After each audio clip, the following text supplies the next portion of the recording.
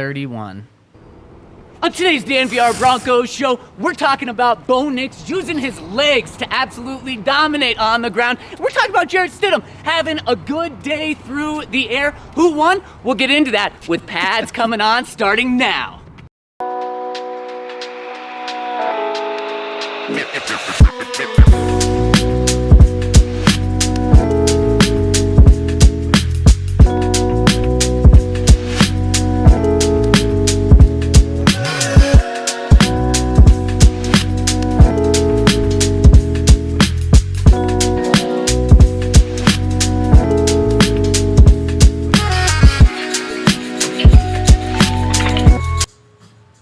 Oh, baby, the pads are on. We heard some popping out there at Broncos training camp. Real football is back, baby. And we've got a quarterback update. We've got a pads update. There was definitely a winner on one side of the ball today. And we're going to break it down on the DNVR Broncos podcast. Zach Stevens, Henry Chisholm. We got Tiff behind the camera today. And, of course, we're rocking and rolling live from the Toyota Lounge, driven by your Front Range Toyota stores. Henry, you've got a smirk on your face. Was it the pads that just made you happy today? There are a lot of things that made me happy today. Oh, that's good. Happy Monday. Watching you run around in circles is one of them. Yeah, you know, the reason was because Bo was running around in circles today. He was.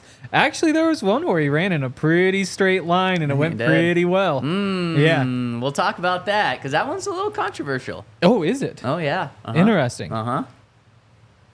Okay. Yeah. I mean, the controversy is pretty straightforward. Did he get tackled or did he not get tackled? He did not get tackled. Oh, okay. No, I like it. Yeah. I like it. Do you think that he did? Oh, we'll talk about it. Huh. Okay. What else? What else is Smirk about?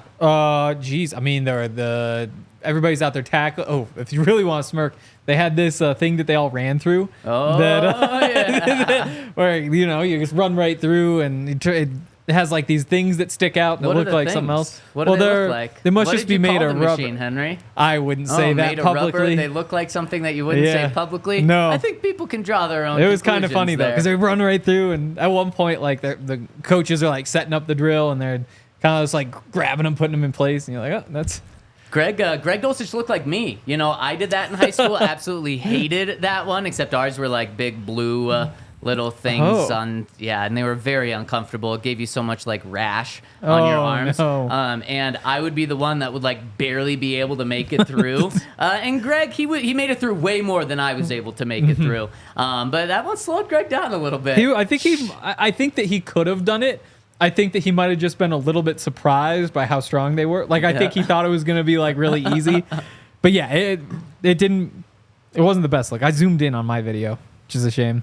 And so if you want to see those, of course, check out Henry's Twitter account, check out my Twitter account. Also check out Will Lutz's Twitter account. Also He's been on one. Will Lutz's Twitter account. He really liked the video that RG got of him tackling this little mini tackling dummy. Wow, what'd he say? Tackling fuel. Oh, the muscle emoji. I like that. Yeah. Will Lutz, fan of DNVR. In the past 48 hours, we've got multiple comments from him. So we love you, hey, Will Lutz. Good time to say, we had our first little field goal drills on Saturday. Didn't talk about them. They went well. They didn't go perfectly well. We're not allowed to give stats here, but they went well. Okay, so a little positive there. Hey, it's Maurice. Oh, sorry, we'll get to him later. Want to shout out Maurice, Will Lutz ran to him at practice, perfect. Will Lutz is a perfect model. And we'll talk about that when we get to our standings here in Podium graphic. But let's just start right here. I mean, we've got Dr. Cookie in the Toyota chat saying Bo Nix for president. Let's start off with Bo Nix's certainly running day. Hey, because he certainly is running. Let's pull up Bo Nix's score on the day. And Bo Nix on the day gets a 4.5 out of 10 from me, a 5.5 out of 10 from Henry. And once again, Henry, I need to reset what these scores mean. This is not a school grading system. No, it's not a math test. A D or where a 5 would be failing. 5 is average. And actually, when you average our two scores, we thought that Bo Nix was 100% average today. Yeah, think about, I know there's probably some statisticians out there probably at least one who listens to the podcast. Think about it as like the normal distribution. It's like the big curve. It peaks right in the middle. So average right in the middle. You got people who fall on one way or the other. Just as many on one side as the other.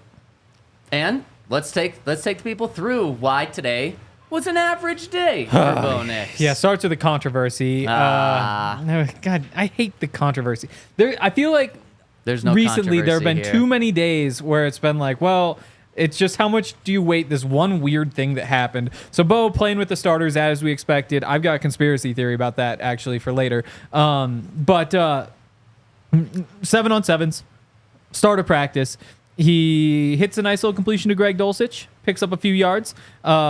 He gets a ball or he tries to get the ball to Jaleel McLaughlin on the sideline. Good coverage from Alex Singleton. He let him a little too far outside. It was a little bit smaller window, but he missed the window. Incomplete.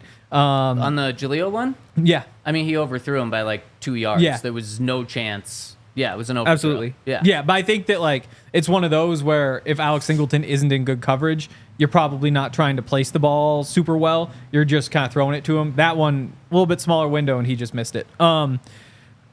You've got Nate Adkins. Yep. I always write these notes as numbers. It's like, who's 45? And I was like, Nate Adkins, of course. Short little gain there. And then the controversial one.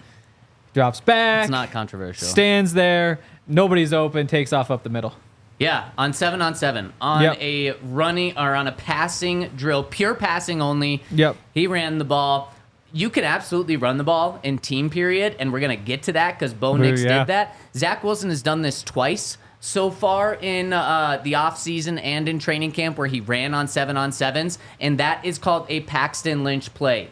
You cannot do that. That's what multiple media members call it out there at Broncos. You simply just can't do it. And we talked about this last week. I thought about it and like, okay, how do I present like what this is? And I think I found a way to present it. This is like on the basketball court, and you're doing a free throw. You're practicing your free throws, and you're doing free throw drills. And your coach says, okay, you're going to stand at the free throw line. You're not going to have any defenders around you. It's just you, and I want you to practice free throws. Here, I'm going to throw the ball to you, and I'll get every rebound and throw it to you so you can just practice shooting free throws. Don't move, just shoot free throws. And the coach bounces the ball to the player. Instead of shooting a free throw, he runs and gets a layup and is like, look, I got a bucket. And the coach is like,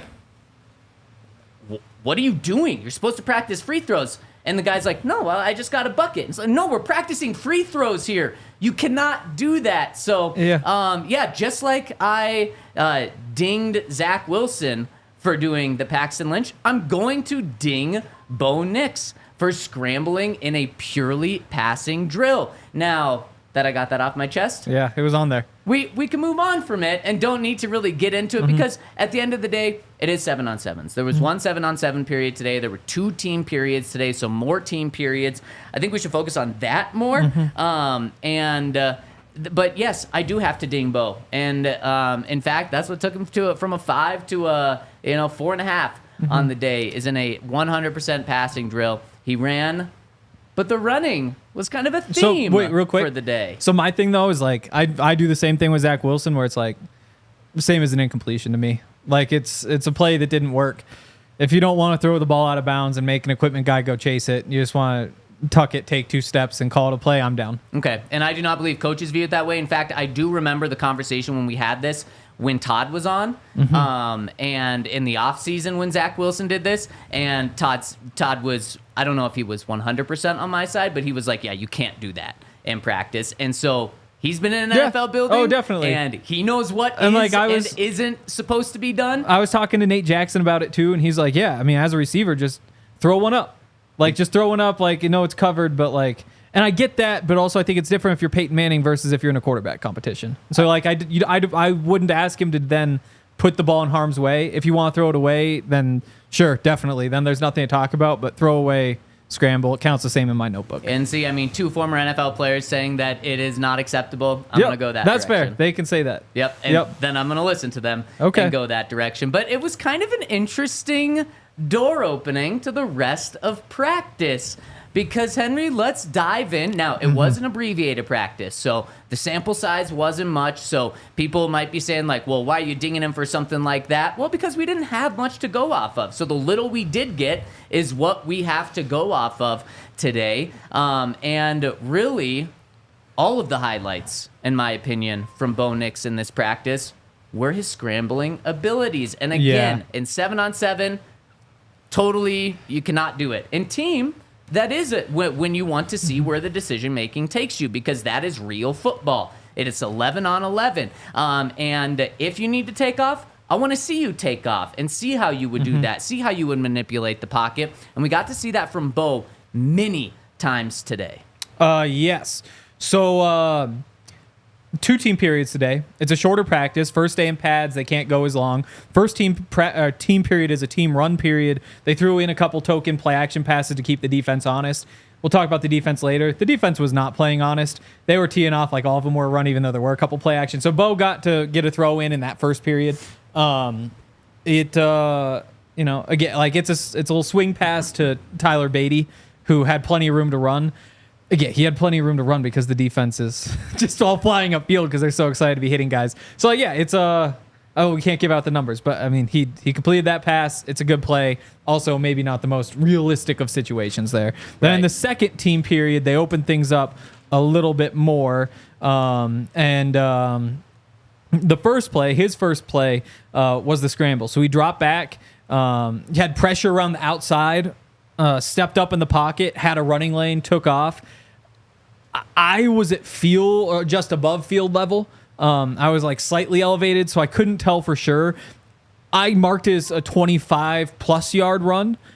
I would guess it was more like 35 or maybe even more. Eventually, he kind of got an angle on Pat Surtain up the sideline, and Pat obviously like caught him. But Bo looked really fast, and so that was the big gainer.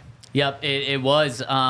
And then he had another one, probably sacked later. Yeah. But that was nice to see him step up and run. Henry, I think he actually probably takes off in that one, too. The first one we're talking about, when you're talking about it was a big gain. I think he does, too. Some other people in the media thought that maybe he was sacked, but I do think that he took off there. And what I really liked about that one was, okay, no, I don't like any passes right now. I'm going to step up in the pocket just for an extra second to see, and then I'm going to tuck the ball and run. It was a really quick decision, and I really liked seeing it. And that is something where I think we're going to be surprised with Bo Nix this year.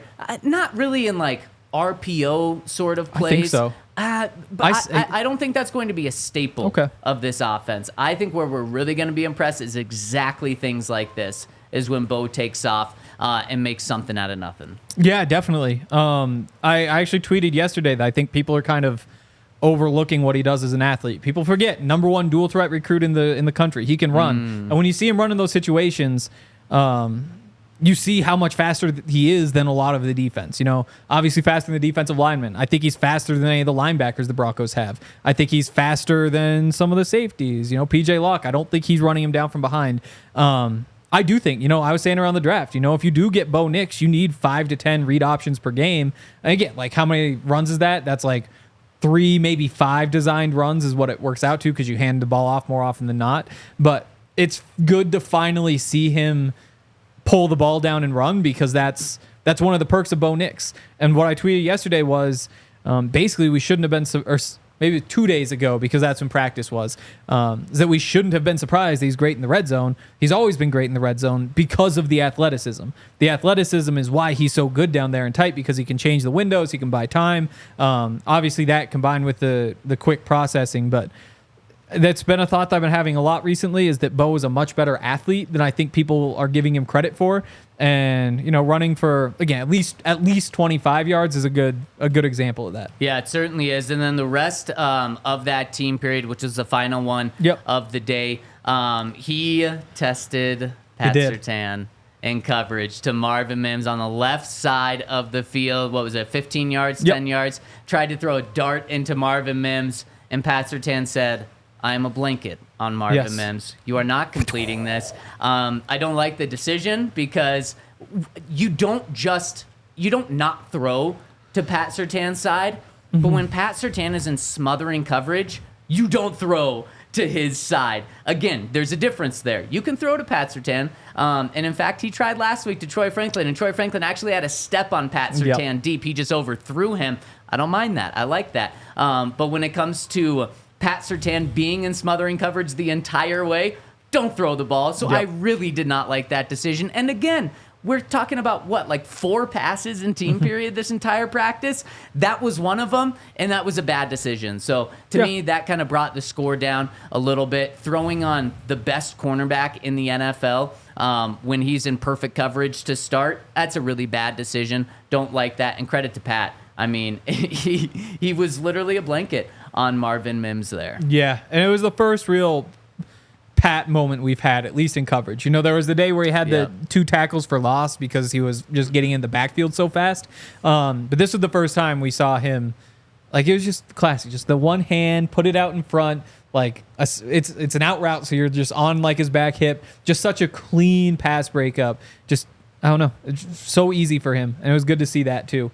But that was basically it from Bo. The final play was a sack. Yeah. He was, in my opinion, very much sacked, and then he scrambled out of it.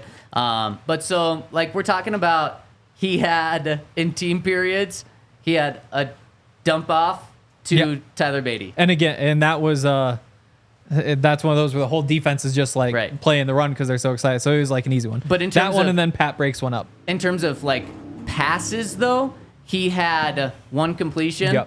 Which, like you said, was an easy dump off. Oh, yeah. Now, again, limited sample size, so I don't want to kill him. Gained like 15, 20 yards, though, because there's nobody there. I don't want to kill him on it, though. But, I mean, it was really hard for me to come away from that practice and be like, wow, he was good today when there was nothing there from a throwing. Now, I did really like, if he didn't have the running, Henry, this would have been a much lower grade. So I was impressed with that one run specifically. So again, limited sample size, but I think we're kind of spot. We average it out to just an average. You know, there's some good, there's some bad. Like to see him show those wheels, and I think when he's named the starter, I think that's when Sean is going to add some more to his book in terms of running. Maybe it is through RPOs, maybe it's through other trickery from Sean. Let's talk about these other quarterbacks, Henry. Real quick on this one. Yeah. So for this one, I've been thinking as I write like the full notes after the show. I give out like a grade there too, and I've been thinking like we got to start weighting some of these because those first couple of days of practice aren't throwing the ball.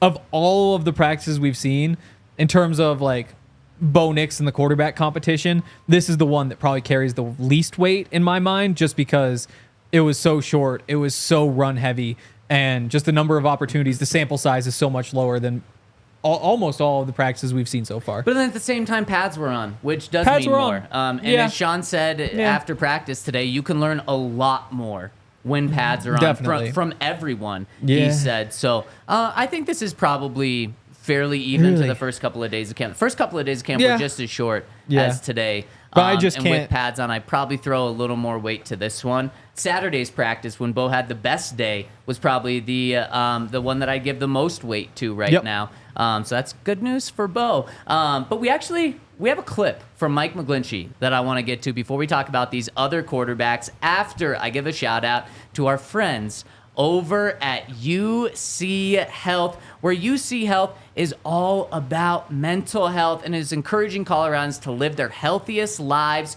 through statewide initiatives that include taking care of your mental health, which is so important for every single person out there, whether you're young, whether you're old, to make sure that you're taking care of your mental health. And our friends over at UC Health are doing that by sharing some stories of some people that have really incredible perseverances of their mental health, including David Schlicht, a Colorado teenager who was a big outdoorsman, prime example of someone taking care of their mental health when they experience a tough time. David was an Olympian hopeful when he got into a skiing accident. They had to amputate his leg, and he was almost immediately able to get back outdoors. He relies on the outdoors and his family to stay mentally strong, and while there have been struggles, he's relied on UC Health and being outdoors to help that. So take care of your mental health. like there's no, so you can have better tomorrows as well. And if you want to learn more about David's story and see more inspiring patient stories, and there's a ton of them over at UC Health's website, you can go to uchealth.org/tomorrow. That's uchealth.org/tomorrow to learn what it means to live like there is a tomorrow. Also, got to give a shout out to our friends at Indeed. If you guys are hiring, this is a great place to go. I think is this our first Indeed ad on the show? I think it is. I believe it is. So we might as well start with this. If you listen to the show, you can get a $75 sponsored job credit and get your jobs more visibility if you go to Indeed.com/AllCity. Again, it's like if you're looking for somebody, that's like a free $75 boost as you jump right in. Their whole thing is they're driven by the search for better. When it comes to hiring, the best way to search for a candidate is not to search at all. Instead of searching, you just match. They'll match you with the candidates that make the most sense. They have over 350 million global monthly visitors, and that's according to their Indeed data. And then their matching engine helps you figure out which guys or girls will fit in best with your company. Doesn't just help you hire faster. 93% of employers agree that Indeed delivers the highest quality matches compared to the other job sites, according to a recent Indeed study. They've got over 140 million qualifications and preferences every day. Their matching engine is constantly learning from your preferences. The more you use Indeed, the better it gets. More than 3.5 million businesses worldwide use Indeed. Like I said, listeners of the show, you get a $75 sponsored job credit to get your jobs more visibility at Indeed.com/AllCity. Just go to Indeed.com/AllCity right now and support our show by saying you heard about Indeed on this podcast. Again, Indeed.com/AllCity. Terms and conditions apply. Need to hire? You need Indeed. Indeed, you do. Indeed. And indeed, in this Toyota chat, please hit us with a thumbs up. We'd really appreciate it. Helps us out a lot. Shows us that you appreciate us going live after practice. Makes our work days a little longer. We're not complaining. We love what we do. But yes, it is for you guys to bring you the best training camp coverage ever that we're going after practice during camp. Hit us with a thumbs up. By the way, we've got a big announcement for this show. We're adding to our coverage in training camp starting tomorrow. Yes. News is going to break 5 p.m. on DNVR_Broncos. No, actually, it breaks tomorrow at 8 a.m. So stay tuned for that. We're adding to our coverage, adding a very great resource to our coverage. You guys are going to love it because I know you're going to love it. Okay, so let's dive in to something Mike McGlinchey said. I think fans are fired up after Saturday's practice where Bo Nix bounced back to an interception, really strong, finishing with 3 touchdowns in the red zone period. I think fans are going to be even more pumped up, potentially, after hearing Mike McGlinchey talk about Bo after practice today. Let's hear it. You've worked with a number of young quarterbacks in your career. The first 6 months or so working with Bo, which has kind of been your overarching impressions? I think certainly his maturity is something that everybody is speaking to. He's learned fast on the job. And he's a very competitive dude, and he takes a lot of pride in not screwing things up, or if he does once, he's not going to do it again. He takes the little small details, such as like the cadence. You know, it's tough when he's always coming out, asking me, asking the rest of us, hey, how can I do that better? How can I do this better? Bo's been an impressive person in our locker room, both as a player. I think he's picking things up incredibly fast and doing a great job, but as a competitor and as a teammate, he's done a great job too. So I think Bo's on the right track. I think he's gonna take the coaching that he's gonna get. He's got some of the best in the world helping him out, and I think he's gonna do great things for us. Wow. I mean, talk about like being coached up on an answer, and I don't think Mike was coached up on that, but it felt like he was coached up on that because that was about as perfect of an answer as you could give from an offensive lineman talking about a young quarterback. And the big thing there was he's picking up things so fast. Not a surprise. That's one of the things that Sean Payton praised him on in the pre-draft process. Of course, after the Broncos drafted him. And one of the things that Sean Payton continues to be impressed with. But, Henry, that is the number one thing Bo needs to do in order to be the week 1 starter is pick things up fast. And all indications are is that he is doing that. Want to get to my conspiracy theory? Let's hear it. I think Bo is starting practice tomorrow. Oh, so that means Zach is... No. Oh. No, I think everybody will say so, but I think when Sean, last time we talked to him, was saying this 3-man rotation, like it can't always work like this. At some point, you just gotta like change it a little bit. I think this is what he was thinking about because Bo's day happened to be the day where, first of all, it's the shortest practice they've had in a while. One of the periods was just like, I don't know if they call it technically team run period. Like, I wonder if they told the team like team run period or if they said like team 11 on 11, but it seemed like it was pretty obvious what they were doing. Well, I mean, they did throw. Exactly, but So it was like they team. always do that in team run. Like they don't typically No, give. there are some team runs where it's purely runs. Exactly, but they don't always give all the quarterbacks a pass, but typically they throw something in there just to keep them honest, Today you kept them honest a few times, which might be just like setting the tone for the rest of the time you run this throughout camp. Point is, when you have your quarterback out there, and we can't say the exact number of passes he threw, but it was hardly more passes than I threw today.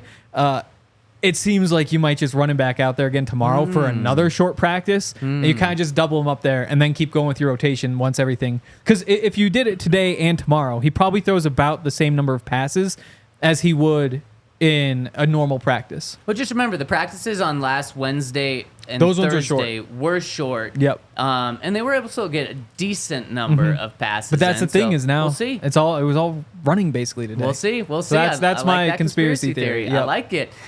So this is a competition. It's not just Bo against the world. It's Bo against Jarrett Stidham and Zach Wilson. Let's see how Zach Wilson did today. I gave Zach a 5. You gave Zach Interesting. a 4. So averages out to slightly below average. Yep. Why'd you see that, Henry? I really didn't like that throw he made to the sideline to start like the real team period when Chris Abrams-Drain really should have picked it off. That one to me was like, that just hurts. I think there's other stuff. A couple plays later, he had a great ball to Greg Dulcich on the sideline. I actually thought it was picked at first because I was like watching with my binocular, and Lavelle Bailey dives out on the sideline. I thought he got it. He did not get it, and it wound up being like a 15 or 20 yard gain. And he hit a couple other little passes in that team Was that period the too. final one you're talking about? I think that was second. I think there was one more to Audric afterward. Yeah. To me, though, so that's the difference in our scoring. If you hold that throw against him, I do the opposite because instead it was the best throw of the day. Oh no, I love that one. Oh, okay. That was great. The one I didn't like was the one I didn't like was the one that should have been picked by Chris Abrams-Drain right before that. And that to me just carries more weight because, like, hey, it's a 15-yard gain versus against a starting DB, probably an interception. So. Yeah, but it wasn't picked. It wasn't, but like it was a turnover-worthy play for sure, and that's why I think that Zach Wilson had the highest highs with that pass to Greg Dulcich was insane. I mean, you also have that run from Bo though, like that run from Bo in a game situation is more valuable. You get more out of it. Yeah, it's more of self. I don't know.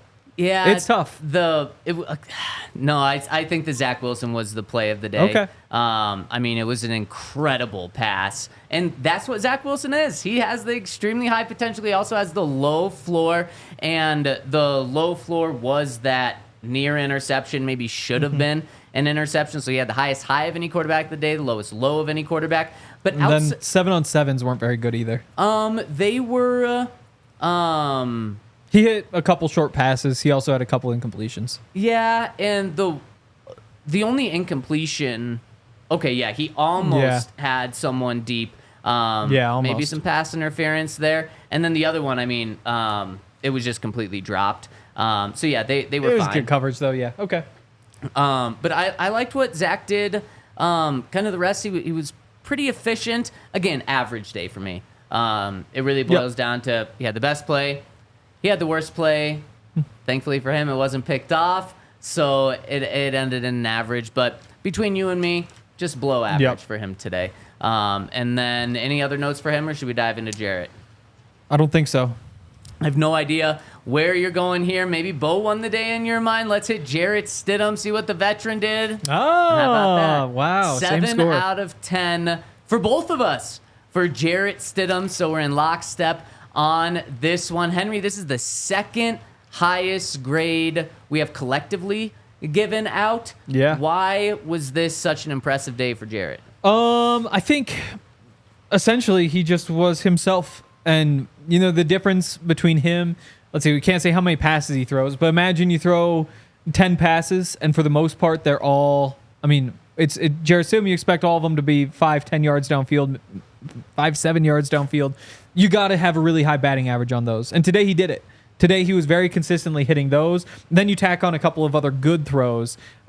He had the play action during like the team run, rolls out, gets Troy Franklin, who was running a comeback route against Amari, got him on the sideline like 15 to 20 yards. To me, that was the second best throw of the day. It's right up there. And this one was funny. Let's talk about this one for just a second. So we'll talk about it more in just a second with how the offensive and defensive line was. And there were a lot of jumps going on both sides of the ball. Yeah. But this one, the defense jumped. And Stidham was under center. Yep. And Stidham, he had a towel in his waist. He throws the towel up in the air to be like, that was on the defense, hikes the ball, then finds Troy Franklin on the right side. Really good pass, really good recognition. But it was just, it started like with comedy from Jarrett. And I just loved that, like, he had fun with it and then was able to go make like the best play of practice from his standpoint. So that was a really good play. And Henry, we've talked about it pretty much every single practice. It's check down Stidham. It's check down Stidham. It's check down Stidham. And I like the efficiency that he's had, but we want to see him do more because the Broncos can't go into a season with a quarterback that only throws checkdowns. You can't have that. And if Stidham's going to do that, better than what they had. You better give the job to Bo Nix. But I love today that he ddid hit that 15-yard pass. That was like, okay, let's go. In 7-on-7s, which again, I carry very little weight with, he did go deep. That was, in 7-on-7s, yeah. Yeah, this next play that I'm talking about, he did go deep. Who was it to? I have it in my notes.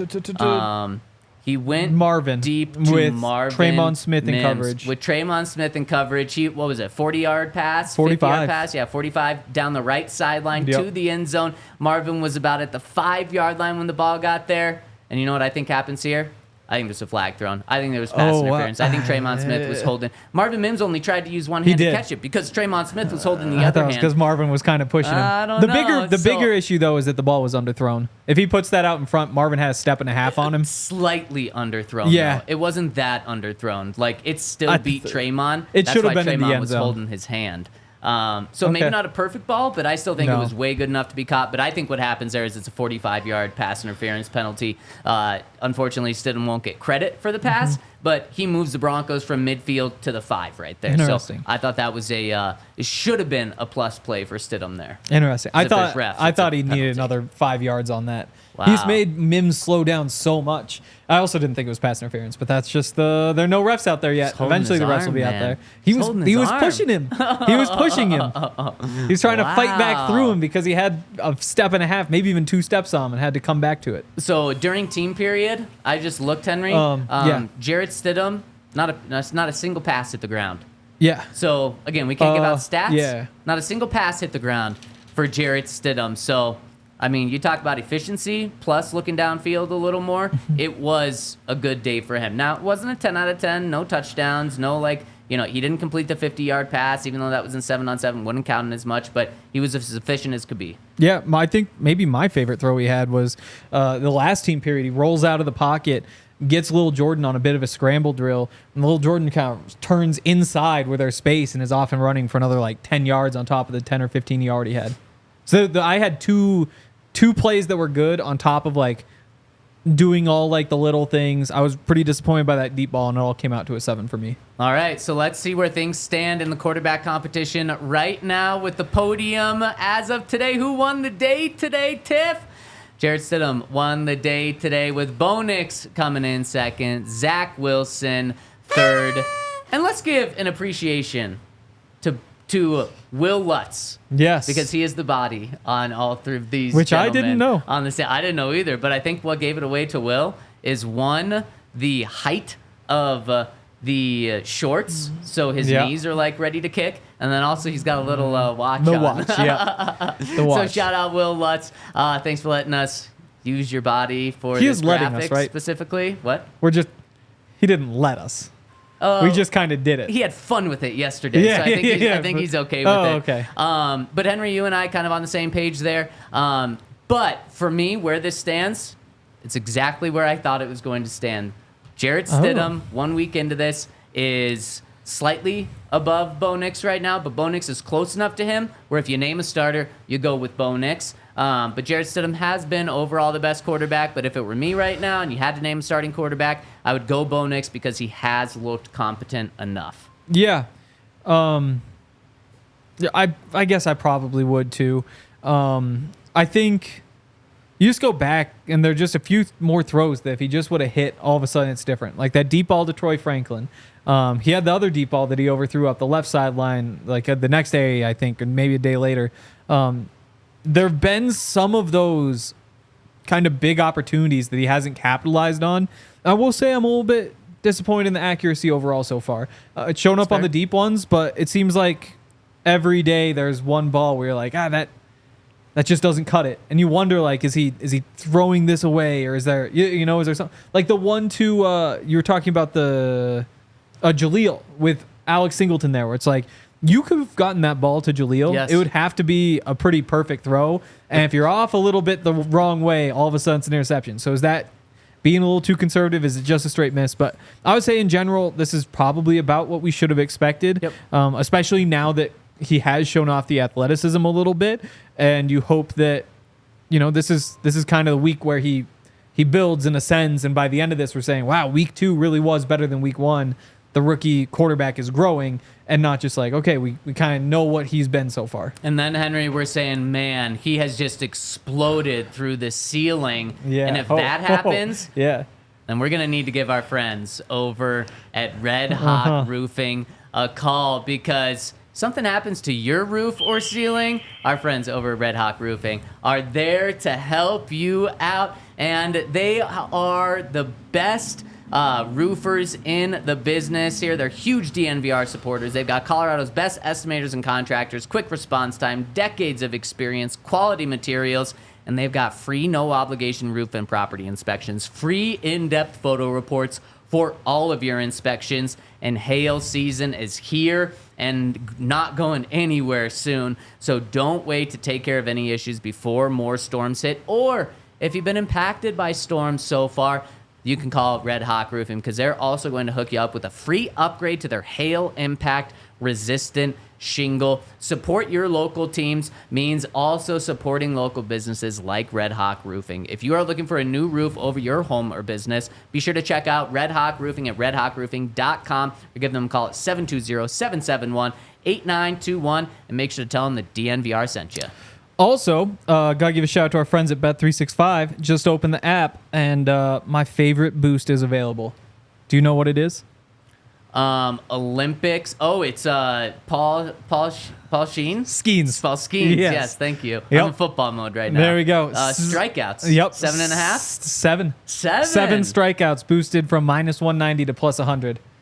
-190. Yep. So you're doubling the payout there. He's playing the Astros. It hit last time, even though he lost. Exactly. So I'm pretty hyped. I think that he's going to do it again. Seems like he always does. There's Olympic bets. That's what I did with my off day. Sat on the couch. Serbia played at 9:15 in the morning. Got a little badminton in. Got a little table tennis in. Some beach volleyball. Oh, the women's soccer team, of course. Shaky start, but they figured it out. Swimming. No, didn't watch the gymnastics. I'm not a huge gymnastics guy. I'll watch My favorites are swimming and gymnastics. Really? I'll watch the gymnastics when they're like going for medals. But Okay. like the That's fair. I can preliminary understand stuff, that. I'm Yeah. Whatever. Yeah. fencing. I watched some fencing. Wow. Oh my Yeah. gosh, did you see that The- dude like jumping around? I did. Oh, Yeah. he was cool. No, that was pretty crazy. So a whole bunch of fun stuff going on at Bet365, and it can be even more fun if you sign up with the code DNVR365. Deposit $10. You get to choose between a bet and get offer, where you place a bet of $5 or more and get $150 in bonus bets, or you can take the first bet safety net offer, where you place a bet up to $1,000. If the qualifying bet loses, you receive a match refund and bonus bets. Must be 21 or older, physically located in Colorado. Please gamble responsibly. If you or somebody you know has a gambling problem and wants help, call or text 1-800-GAMBLER. All right, Henry, there's another big storyline out there at Broncos today. Pads were on, baby. It was real football for the first time. And for me, there was one massive takeaway. It was the defensive line is dominating the offensive line right now. It's Yes. not time to panic yet. Sean Payton talked about it after practice about, does he expect this like defense to be better in training camp than the offense? And he said, like, Yeah, mostly I can see that. And he said the offense will get some and the defense will get some. And that's what's happened. Overall, Henry, tell me if this is a fair assessment. Through 5 days of camp, the defense has won, specifically in the trenches. They have won. But there have been some, maybe 1 or 2 days where the offense has won. But overall, it has been the defense. Yep. And today, with the pads on, holy cow. Does this defensive front seven, specifically the defensive line, do they look so improved? And it's not a surprise. That was expected because of all they invested on the defensive line. They added John Franklin Myers. They added Malcolm Roach. They added Blackson. They added a lot of things. And it looks really good, including the first 2 plays of team period. The very first play was a run. Baron Browning absolutely destroyed from the play. backside. Yes, the backside. So it's kind of like flew in and caught to Javonte. We're talking about 5-yard loss on that one. The next play, you have Ben Powers, false start. On a false start, well, the play's dead. But if the play were to continue, technically the person that false started should have the upper hand, right? You would think. It didn't matter because Zach Allen said, I don't even care if you have an upper hand. Blew right by him and would have Jadeveon Clowney'd Jaleel McLaughlin. Oh, that would have been background. a bad one. Because he did tackle him. Yes, he did. But imagine full speed. Oh, Zach Allen hitting Jaleel. Him up and thrown him. Oh, his helmet and the ball would have gone flying. So I'm thankful that they weren't going to the ground for Jaleel's sake there. And that kind of even though he still did go to the ground. Exactly, right. That kind of set the tone for the rest of practice. It was like, oh shit, this defensive line is really happy to have the pads on. Definitely. That's definitely the storyline. And you have others, Ronnie Perkins got back there. Matt Henningsen with him on a toss to Beatty. Your OG guy. I know. Yeah, no, he needs more attention too. There were a bunch of those plays. I've got 37. Who is 37? I can't remember who 37 is. Estime. Oh, offense. Yeah. He's stuffed in the hole. Not he had the stuff. It was Lavelle Bailey who stuffed him. There we go. I was like, why can't I remember who that is? That like a DB or something? So he did that, but it was over and over and over. I will say, like Sean Payton said, the defense generally is ahead at this point. Sean said that has been his experience as well.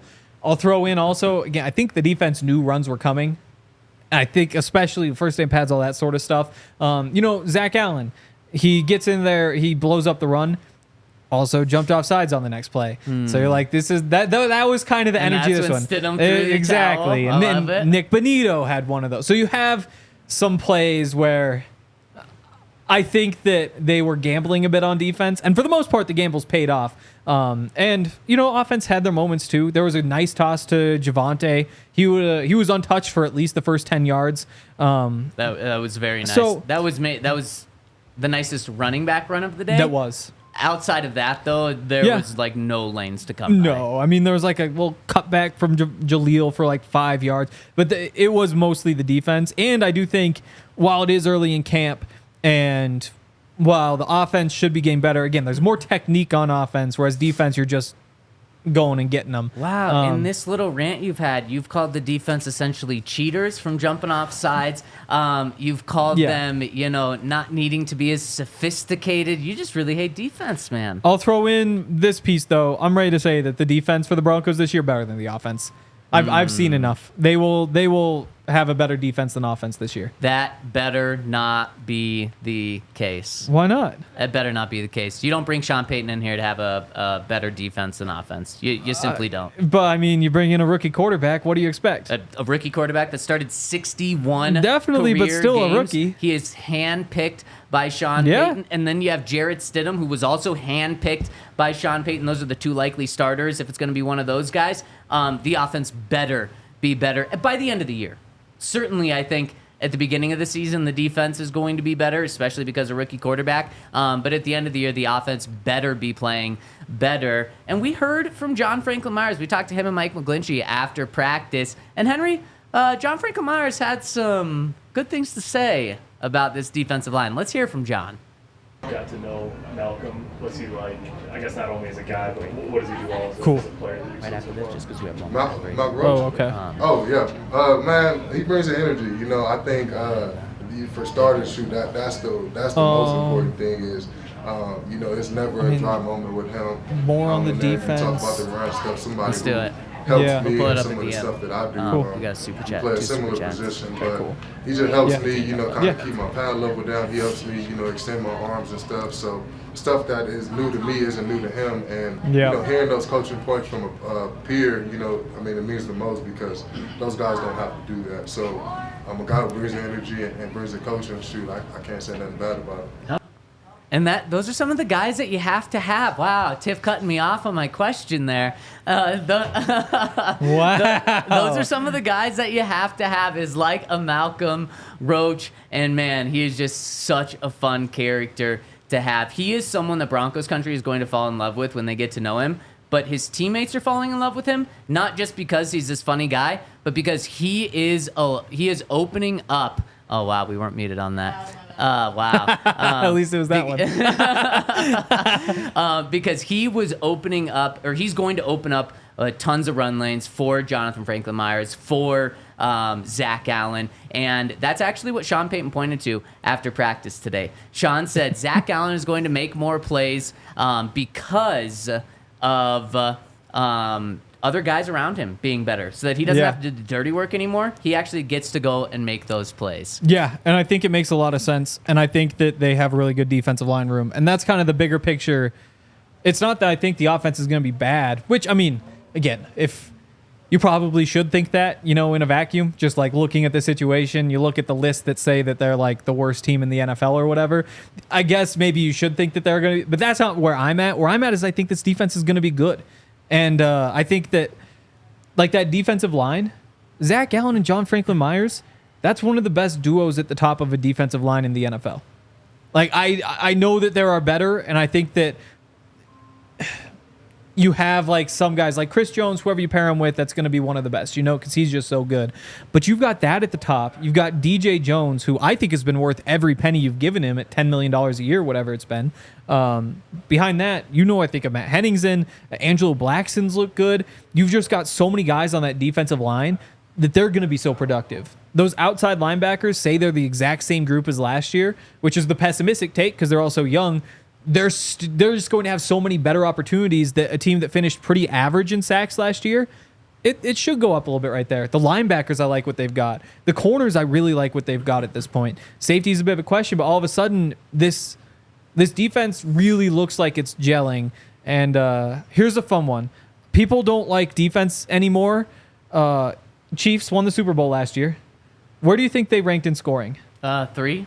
15. Where do you think they ranked in scoring defense? Oh, sorry, I thought you meant scoring defense. Yeah. 3? 2. 2, okay. Yeah. So, I mean, like, while it can be not all that fun to watch, and while they were, like, first on offense and 16th on defense the year before, other year they won the Super Bowls 5 and 7. Ideally, you're just good at both, you know? Yeah. And of course you bring up the Chiefs. You could have brought up Todd Davis's 2015 Denver Broncos Super Bowl. I was just going for recency. Great defense. I was just going for recent. Yeah, with the Chiefs. I was just going for recent. I think... no, it's a good one to point to. Yeah, and I think that the defense, I'm confident. I'm very confident. You have a top 16 defense. I wouldn't be surprised if they creep up higher than people expect. Offensively, you know, it might feel like last year on defense, where you'd start kind of slow, and then by the end of it, like you look at their stats, and we're going to the offseason saying, like, well, in the last month and a half of the season, they were a top 10 offense, but in general, they were ranked a little bit lower. And I don't think that's a bad place for them to be right now. Well, Sean Payton says, young and hungry can be very dangerous. That is his message. And Quinn Miners. The Broncos. And it's seeping through to everyone else, Did Bo too. give one of... No, Bo didn't give one of those. I think Jarrett gave Jarrett one. did that one. Yeah, we're getting a lot who of else? young and hungry can be A lot very of young dangerous. and hungry. That seems to be the phrase. And Henry, I love young and hungry. I also love getting I don't like this team's young and hungry. Yeah, I you love like the it. Broncos. Yep, okay. I also love hitting $200, and you can get that from Premier Members Credit Union, where they're giving you $200 if you open up a new checking account and sign up for e-statements. It's that easy. This will be the best money move you have made yet. And here's what you do. You go to Premier or becomepremier.com to find out more, but Premier Premier Members Credit Union is not a bank, which means they're doing things differently, putting their members first with higher savings interest and lower loan rates. This is an organization that serves the community and the Colorado community in particular. With Premier Members Credit Union, your local branches, friendly tellers have the tools you need to be smarter with your money, like their new high-yield savings accounts, or earn 5% APY on your first $2,000 with their reserve tier money market. Whatever their goals, they can help. Premier Members Credit Union is all about creating a better banking experience for their community. Again, you get $200 when you open up a checking account and sign up for their e-statements. That easy. To learn more, go to becomepremier.com. Also, gotta give a shout out to our friends at DNVR Rugby, because right now is a good time to be listening to the DNVR Rugby podcast. The Olympics are going on. I mentioned I was watching some of the American women's sevens yesterday. Made some money on that because Let's go. I mean they're much better than I don't even remember who they were playing. Damn. I have no idea. Yeah, a lot of rugby going on yesterday. What? I was mowing the lawn yesterday. All day? It took me forever. How? I don't know. Growing up, I had a big lawn and it didn't take more than an hour. Well, so I trim, I edge, I mow, and I blow.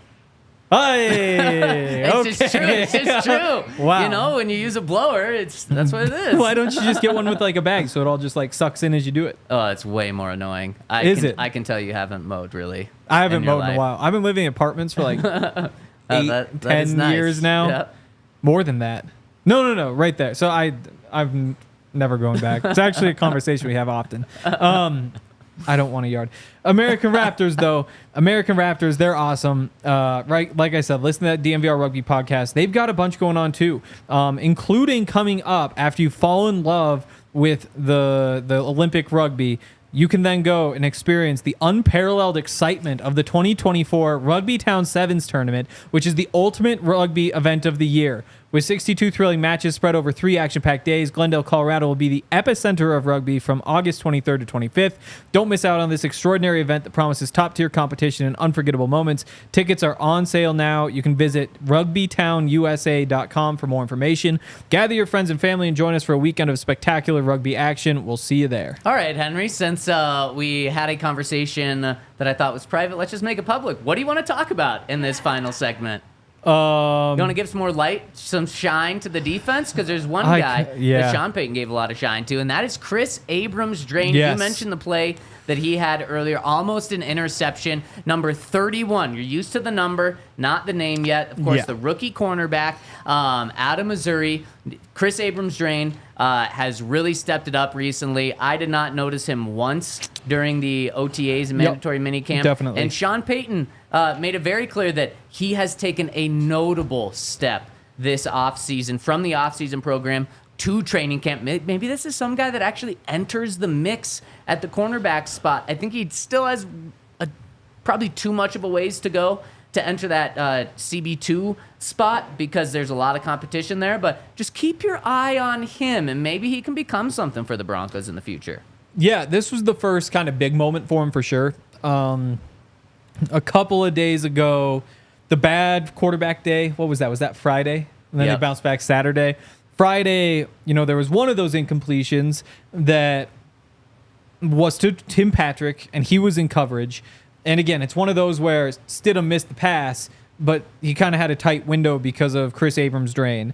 The first day of camp, I had another one where, remember that throw to Josh Reynolds, whereas we thought it might be like a chemistry thing with Bo Nix on that right sideline.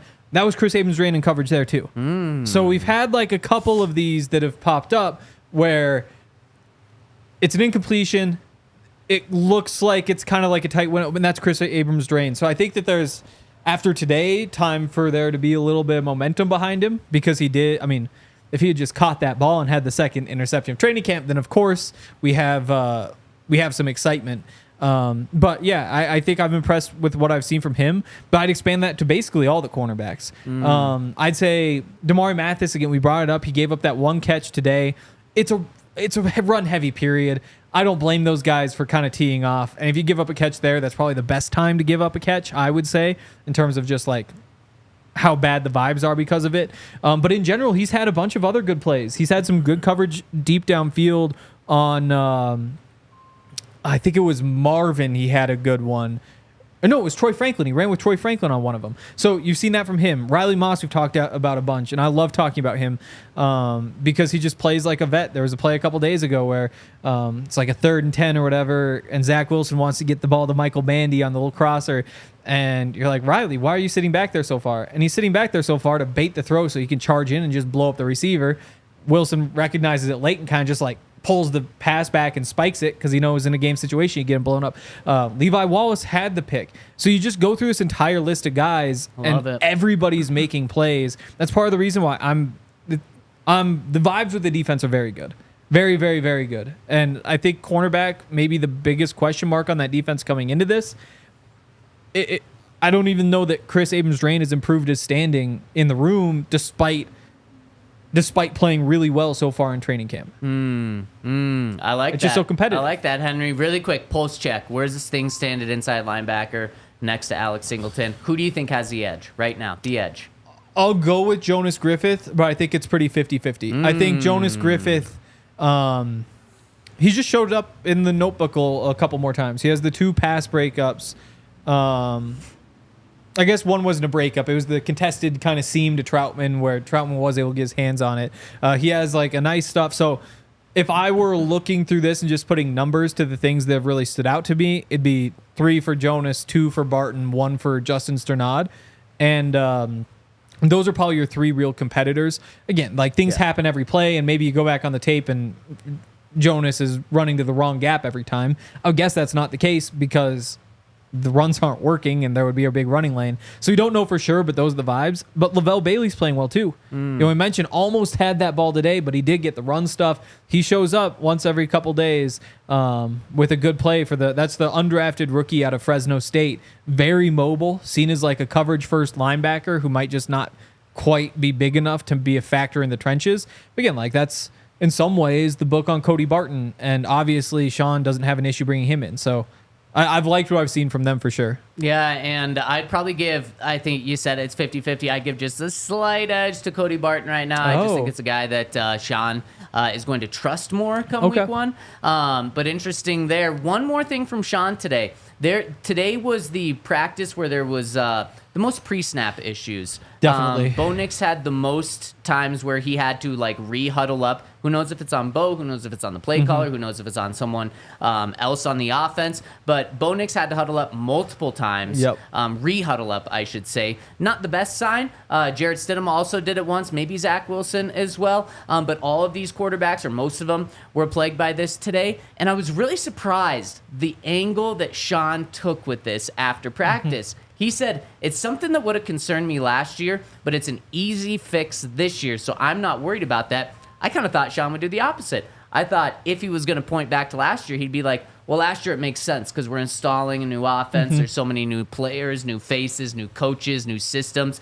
I wasn't worried about it last year, but we can't be having these issues this year. So I didn't hold it against Bo in the notes because Sean didn't hold it against Bo today. I was interested that Sean took that approach, though. And it does make sense. It's something that can be easily fixed, but it needs to be easily fixed. I don't want to see Bo or any of these quarterbacks re-huddling up multiple times tomorrow. No, I agree. And I think that goes in line with the false starts and all those other things, too. Like, it was a bit of a sloppy day, but I think like it's the first day in pads. Everybody's fired up. They all want to go make plays. Like, I think in some ways it comes with the territory. Again, you wish it just wouldn't happen. But to me, it isn't too big of a story unless it happens again. You just don't want to see the trend. You know what I do want to see happen? I want to see us hit some super chats here, and I want to see some people leave some thumbs up in the comment section. We appreciate you all. And we appreciate Maurice Jackson chiming in and says, what's up, Zach and Henry? Thanks for the pick on Saturday, Henry. They even put a pic of me on the website. Pretty cool. Let's go, Bo. I love it, Maurice. I also took a picture with a DNVR fan today. If you guys see us out there, specifically if it doesn't look like we're locked in, please say hi. We love meeting you guys out there. Sometimes we're like on the area the fans are. Sometimes we're far away. It just depends on what's going on at Broncos training camp. But awesome that you got to get that pick with Henry. Yes, definitely. Good to meet Maurice. And final one coming in. Oh, his son. Oh, his son was there. There also, we go. Yeah. And final one coming in from Mile High Sing.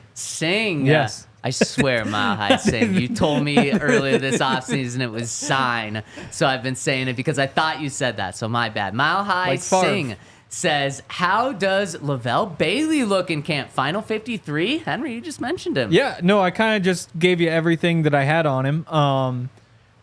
I know our friend Todd posted a picture with Lavelle on his Instagram yesterday or the day before. So maybe he's getting a little bit of the Todd stuff. So I think, he looks every bit as mobile as you thought. Like when you go back to Fresno State, what really stands out is like when you're playing at Tampa 15 seconds. Tampa 2. So you're playing like the middle. Your responsibility is short and deep up the middle to split the safeties. He gets some picks right there because he drops so fast. So you want to see what he can do in the running game, but for the most part, it's the passing stuff that stood out so far. I love how you talk so fast. That's it for today. Stay tuned. Big announcement tomorrow, 8 a.m. We'll be back after practice right around 1:30. Thanks for tuning in. We all silly like the mayor.